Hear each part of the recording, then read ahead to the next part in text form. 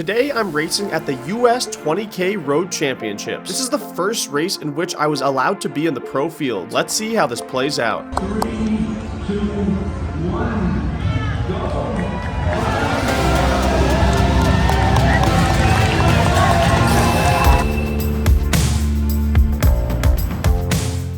What is going on, people? It is Friday morning, 7 a.m. I'm at the track very early today. I've got a very easy 10 by 200 workout. It's really just to spin the legs because I've got the 20K championship race on Monday. I'll see you guys after this workout and we'll check back in and get this travel going. All right, I finished up my workout. Allie's gonna drive me to the airport. Yes, I am. Or are you gonna drive me to the airport, or am I gonna drive myself to the airport and you're gonna drive yourself home? Well, which would you prefer? Probably if I drove. Due to that being Spencer's preference, that's what I will do. Although obviously I would want to drive, you know, but it's just for his sake.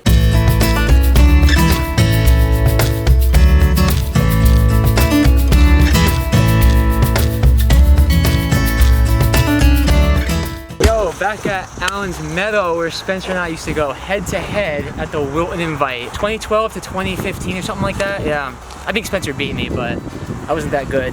What really matters is what's gonna happen on Monday, so. It's Saturday. I'm hanging out with my boy Eric right now. You guys know Eric Vanderel's great Yukon runner, pro runner now for Zap. He's doing the 20K as well, so we're just gonna jog around today. My oldest sister also came home and we hung out with her 2 children. But as Sunday afternoon rolled around, it was time to talk to you guys about the race. So I'm at my parents' house that I grew up in, having an amazing time. My sister's here with her 2 beautiful children. Day out from the race. I didn't film my run today, but I just ran 4 miles and did 4 strides. Feeling okay, not bad. I'm just nervous, I'm excited. So we live about 1 hour from New Haven, so probably we'll be up at 5:15 or so. So very early wake up, just gonna try to eat what I can, make sure I get a lot of carbs in, a lot of electrolytes in. With that, I'll see you guys in the morning. Okay, we're on the way to the race this morning with both my parents. Gonna get there, warm up with my friend Eric Vanderel's that you guys saw earlier, and then get into this thing, so.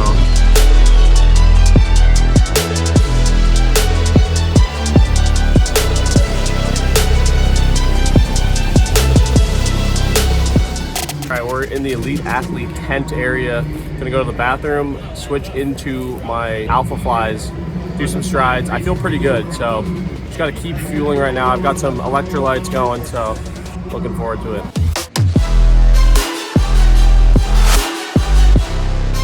Ready to go? Ready to go? Ready to go. Good weather out here, feeling good. All right. Have a good one.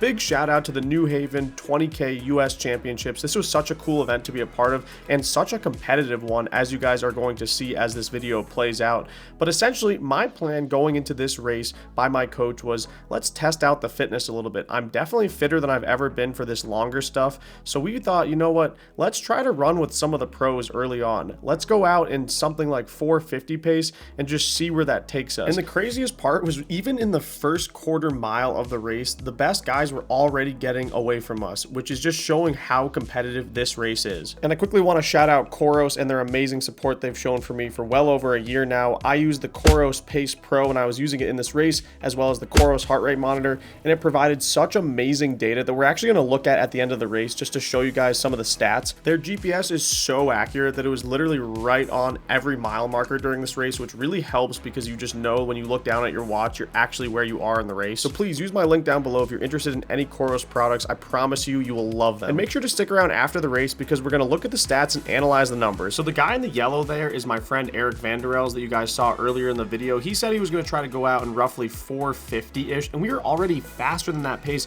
And as you guys can see, the main pack of this pro field was already way off in the distance. I could tell we were running pretty fast, but I was feeling okay and confident that I could just run for a while at this pace. So we continued to push through and came up on 1 mile in a 4 4:45. So I turned my camera off after 1 mile and would not turn it back on until about 7.5 miles because I wanted to be able to get the finish line without it dying. So I'll go over miles 2 through 7, and I want to show you the course elevation real quick. So as you can see, there's a really big hill at the end of mile 2. And then after mile 2, the course flattens out a lot, and it's pretty much just slow rolling up and down until mile 9. There's a really hard hill at the end of mile 9, and then the end is pretty easy. So I was running with my friend Eric until the end of mile 2, and he dropped me. So I ran mile 2 in a 4:55.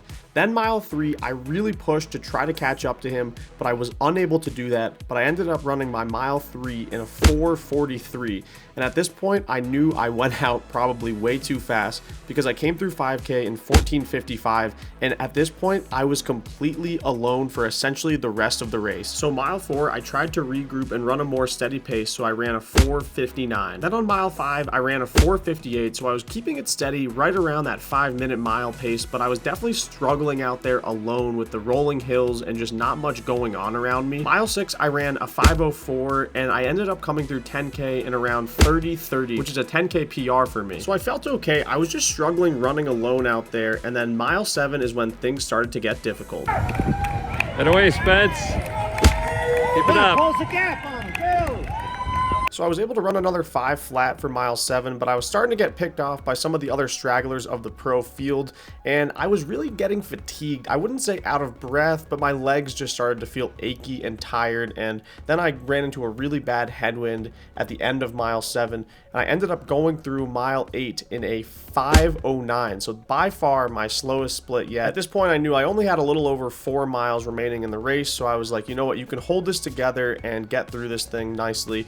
And I saw there was a runner up in the distance that was slowing down as well, so this kept me occupied for a little bit because I knew I was going to catch up to this guy. It was just a matter of time, and eventually I did pass him, and I was able to keep marching on the road, but again, I wasn't going that fast at this point. This stretch of the race can be dangerous if you're really falling off because it's slightly uphill and it really gets to you after a while. And again, there wasn't too much going on, but I did get passed by another guy here, and he was able to just go right by me as I continued to slow down to a 5:15 mile 9. So I was like, all right, you know what? I'm slowing down quite a bit. I need to really lock in now. But I knew that mile 9 going into 10 would be the big mile with the big hill on it. So I was really concerned about when that hill was going to come up. And I kept kind of looking at my watch and hoping that I was just getting closer and closer to being done at this point. So I wouldn't say I was total panic mode, but again, I was just hurting a lot. I knew I wasn't having a great one at this point, but here we are going up this big hill right here. It wasn't terribly steep or anything. It was just a grinder at the end of a long race.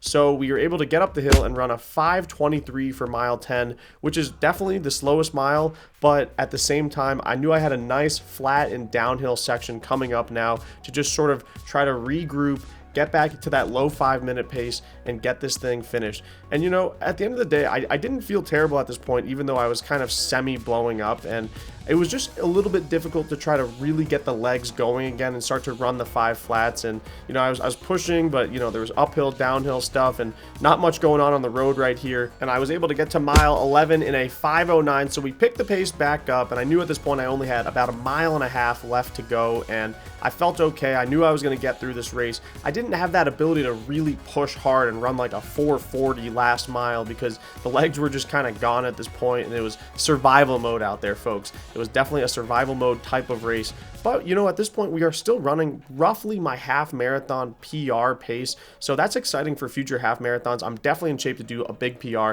but I came through mile 12 in a 5:02, so I was happy about rallying back, and at this point I knew the finish line was close. Let's go! Let's give a round of applause! He overtook the winner from the work out there. They're coming in fast, Zach. Let's go, Spence, all the way, all the way. You're almost there.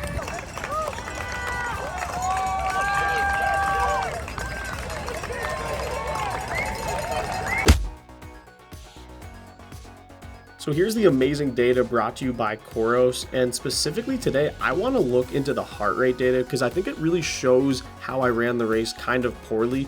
as you can see, my heart rate peaks around 20-ish minutes into the race, and then it goes down from 195 down to like 190, and then even lowers a little bit more after that. So that really shows that I obviously went out a little bit too quick to where my body just wasn't able to keep pushing that pace. So I think that that's really interesting data moving forward. Okay guys, I finished up the race, got back to the house, showered, and I'm gonna take a nap right now. But just a quick little race recap. I probably went out too fast today, but sort of the plan was to just go out fast and see what happens. And I think I got disattached from whatever group I was trying to stay with too early, to where I ran a 4:43 mile 3 and still got dropped by the people who were at the very end of that big pro runner group. But yeah, I mean, essentially once I started to run alone and I was sort of coming back from blowing up, I was trying to just run 5-minute pace as long as I could. And yeah, my takeaways from this race are just keep training, keep staying healthy, and keep taking swings. And like, today was probably the most disappointed I've been with a race, yet the result is on par or better than pretty much all of the races I've done. So I know I'm getting better, and when I have like a day that just really works out for me, I think that I'll run pretty fast. I've got more fun races coming up in the next couple weeks, some shorter distances, so that's going to be a lot of fun for me. With that, we'll see you guys soon.